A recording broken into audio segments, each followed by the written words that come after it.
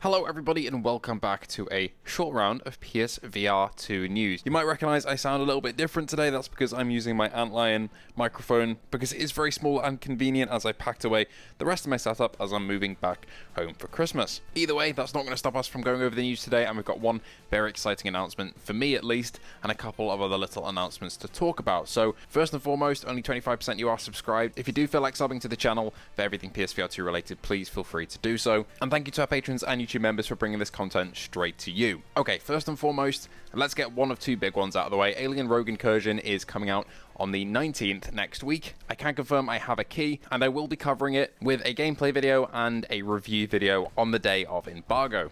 So please look forward to that.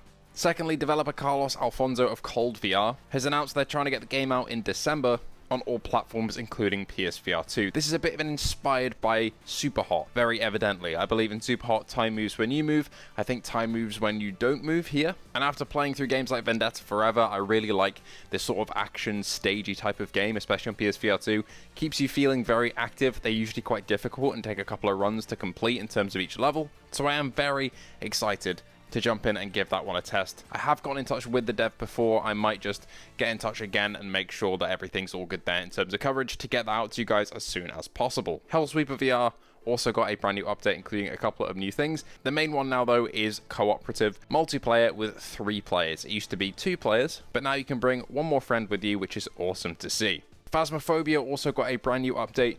This one fixes a very highly requested feature, which is foveated rendering is now fixed. If you remember back to the launch of the game and until, a couple of days ago with the new patch, if you enabled foveated rendering, your entire room would start shaking in VR essentially. It was borderline unplayable, had a weird vignette around it. I absolutely hated it. Now you can enable it and it doesn't do that anymore. However, I've got to be honest, I don't really notice too big of a difference between foveated rendering and non-foveated rendering. I guess I might stick with it being off just to make sure that my social screen output and recordings look the best they can. But yeah, it's good to see they're still improving the port, and it's up to a place where I'd comfortably recommend it now if you're looking for that Phasmo experience. Lastly, let's talk about Subside. This is the big one for today, and it's coming out on the 20th of December, so one day after Alien. This is the underwater exploration game on PSVR2 that also came out on PCVR a good little while ago. This gives you a look at some realistic marine life. I think this will be a fantastic one for people to kind of demo to their families at Christmas. That is really bad timing for me though, because I just made a PSVR2 games for Christmas to show off to your family list yesterday, and if I knew this one was coming this month, definitely I would have added it to the list, but oh well. Nothing I can do about that now. I can just promote it here today. I'm very excited for Subside. No idea about a price at the moment, but you can wishlist it on the store. I've gotten in touch with Kana, the developer, and I should also have a key lined up for that one for when it launches, so I will be covering it on the channel if all goes to plan. The game will be running native 90Hz on PSVR2, which is music to my ears, includes a couple of locations for you to traverse, a bunch of items and unlocks in terms of things like upgrading your fins, etc., and of course a load of wildlife to see, which is the main hook.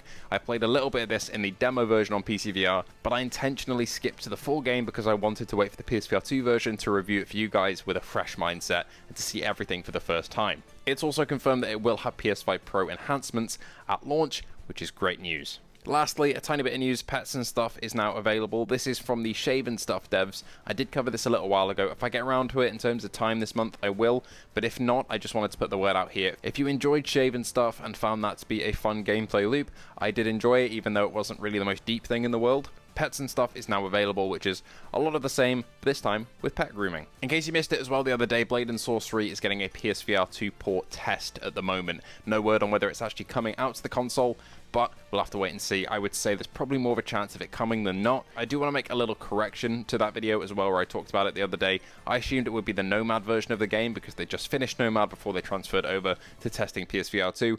Turns out it could be the full PCVR game. We'll have to wait and see. I hope it is because that would really make my day. The PCVR version is fantastic. With full mod support, I'll remove it from Steam and just play on PSVR2 to keep things more streamlined. And yeah, really excited for that. Anyway, thank you all so much for watching. What's the most exciting piece of news from today? For me, it is the Subside release date. That's a game that I'm really looking forward to. Been waiting for a long time for it to come to PSVR2, so hopefully it lives up to the hype. Thank you all so much for watching, and I hope to see you all in the next one.